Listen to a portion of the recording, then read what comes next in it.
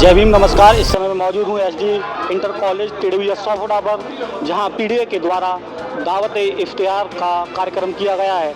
इस संबंध में बात करते हैं। सर, ये प्रोग्राम किसके द्वारा रखा गया और किस प्रकार से इस प्रोग्राम को मनाया गया? आगरा के टेढ़ी बगिया स्थित एसडी इंटर कॉलेज में पीडीए द्वारा दावत इफ्तार कार्यक्रम का आयोजन किया गया।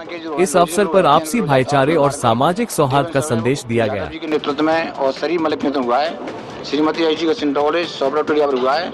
इससे निश्चित रूप से भाईचारे का पैगाम है ये, और भाईचारे का संदेश देने का काम किया है। और सभी लोग यहाँ आए, सबको बहुत बहुत बधाई। वो साथ साथ बैठे यहाँ पर और सबने साथ साथ नाश्ता किया, सब लोग खाना खा गए हैं और सब लोगों को निश्चित रूप से एक दूसरे गले मिले हैं और बहुत बहुत बधाई देते हुए कार्यक्रम में समाजवादी पार्टी आगरा के पूर्व जिलाध्यक्ष एवं वरिष्ठ नेता आजाद सिंह जाटव जी ने अपने संबोधन में कहा कि पीडीए का उद्देश्य समाज के सभी वर्गों को साथ लेकर चलना और सामाजिक न्याय की भावना को मजबूत करना है। उन्होंने आगामी चुनाव को लेकर उत्तर प्रदेश में समाजवादी पार्टी की सरकार बनने का दावा भी किया। मुख्यमंत्री 2027 के भावी मुख्यमंत्री माननीय अखिलेश यादव जी ने ये पीडीए जो शब्द निकाला है, जो पीडीए निकाला है, पीडीए का मतलब सीधा सीधा ये है, पी से पिछड़ा, डी से दलित और एम से माइनॉरिटी।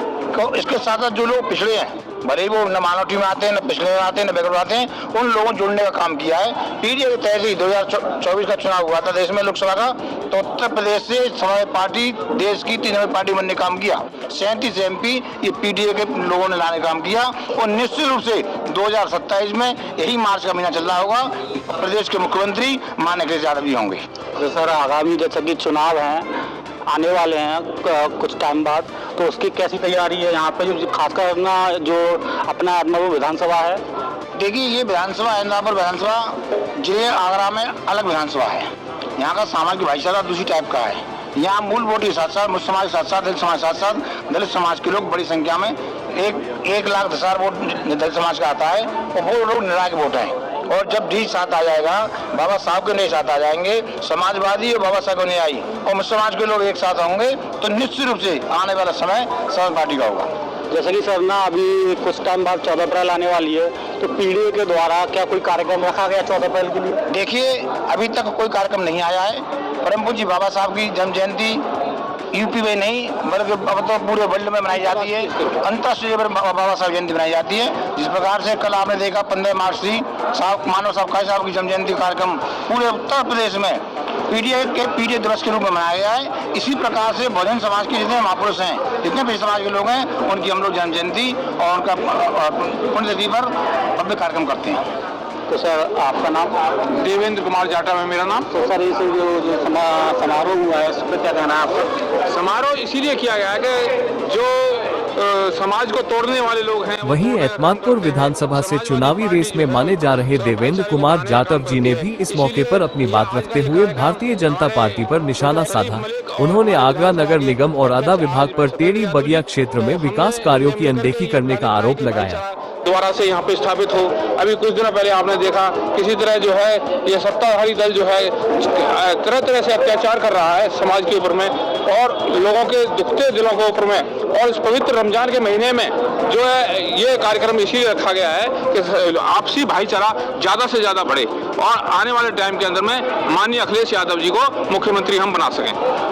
सर, एक चीज़ और है कि कुछ समय पहले सौफड़ा पर मैंने जो मुस्लिम समाज से जो मस्जिद है मेडगर पार्क के सामने, वहाँ पे मैंने वीडियो शूट किया था, उस खबर को चलाया था, जो कि वहाँ से निकलने वाले आम नागरिक, रोज़ा रखने वाले मुस्लिम भाई वहाँ से निकलते और पानी में निकलते थे। इस बात को मैंने गहनता से उठाया था, लेकिन उस संबंध में ना तो आज भी वहाँ से निकला तो वहाँ पे अभी भी पानी है, लोग बड़ा मुश्किल से निकल रहे हैं। तो इस संबंध में कोई आपने आगे ज्ञापन दिया या फिर इस संबंध में कोई कुछ कहा?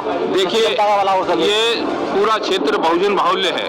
बहुजन से मतलब है यहाँ पर जो है दलित, पिछड़े और अल्पसंख्यक लोग ही रहते हैं और भारतीय जनता पार्टी का यहाँ पे नगर निगम के अंदर में और एडीए के अंदर में कब्जा है और विकास का कार्य एडीए और नगर निगम ही करवाते हैं। इसलिए इस क्षेत्र को जानबूझ करके पिछड़ा गया है, क्योंकि यहाँ पे ये जो टेढ़ी बगिया का जो रोड है, टेढ़ी बगिया से लेकर सादरा तक, ये एक मेन रोड है।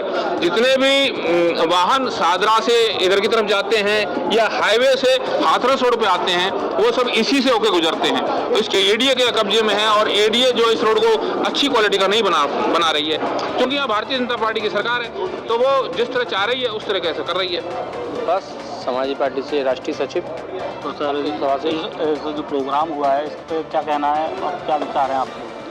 ये जो इस अवसर पर समाजवादी पार्टी के राष्ट्र सचिव ने भी कार्यक्रम को संबोधित करते हुए कहा कि ये देश कट्टरपंथी विचारधारा से नहीं बल्कि आपसी भाईचारे, प्यार मोहब्बत के संदेश और बाबा साहेब डॉक्टर भीमराव अंबेडकर के संविधान से चलेगा। ताकत से मतलब नहीं होता है। रोजा ना ताकत के लिए रखा जाता है, ना भूख के लिए रखा जाता है। रोजा जो रखते हैं वो ईमान के लिए रखा जाता है, ईमान को ताज़ा करने के लिए रखा जाता है।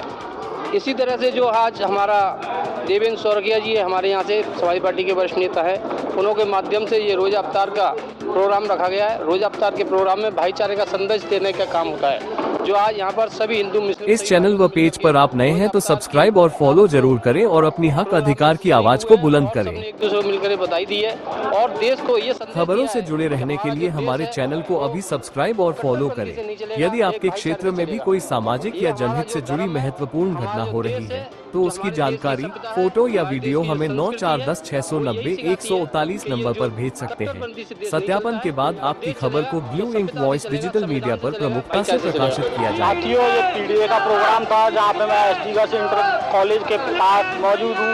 इस प्रोग्राम को, इस समारोह को सफलतापूर्वक मनाया गया पीडीए के द्वारा। थैंक यू, धन्यवाद। देखते रहें Blue Ink Voice digital media, आपकी बुलंद आवाज। Thank you. Subscribe for more content.